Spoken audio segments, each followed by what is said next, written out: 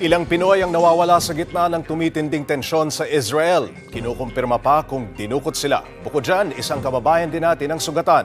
Para bigyan ng mukha ang balita, Mobile Journal Julie Baiza. Itinanggi ng Department of Foreign Affairs ang kumakalat na ulat na nadupot ang ilang Pinoy agricultural students sa Gaza sa gitna ng tensyon sa pagitan ng Israel at militanteng grupong Hamas. Nilinaw ni DFA Undersecretary Eduardo De Vega na walang Pinoy students na nadukot sa Gaza kasabayan na umiinit na bakbakan sa pagitan ng Israeli Defense Forces at Hamas. Yung agricultural students walang nadakip dahil in touch yung embassy sa kanila. Nagpas 300 sila, no? Vine-verify din daw ng DFA at ng OWA ang ulat kung may nadukot na Pinoy caregivers. Pero may 5 Pinoy ang nawawala o unaccounted ayon sa OWA. Isang Pinoy rin ang nasugatan matapos tamaan ng bala. Nagpapagaling na raw sa ospital ang Pinoy na si Joey Fasulingan. Tiniyak naman ng DFA na nakikipag-ugnayan ng pamahalaan para matiyak ang kaligtasan ng mga Pinoy sa Israel. Ang magandang balita, yung mga Pilipino naman, karamihan ng Pilipino ay nasa mabuting kalagayan dahil nasa Tel Aviv sila.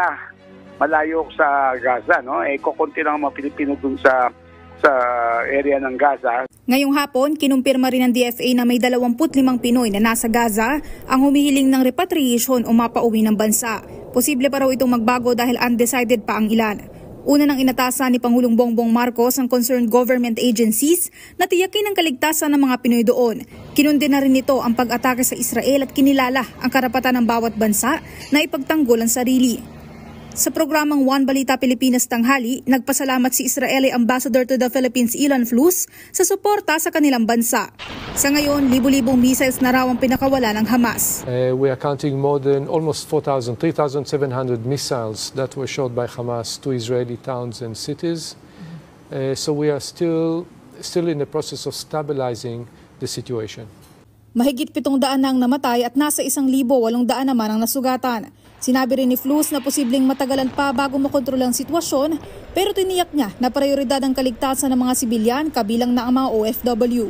Filipinos, OFWs, are treated the same and equal like Israeli citizens. We will do our best to protect them, to give them whatever services they need. Mobile Journal Julie Baiza, hatid ang mukha ng balita.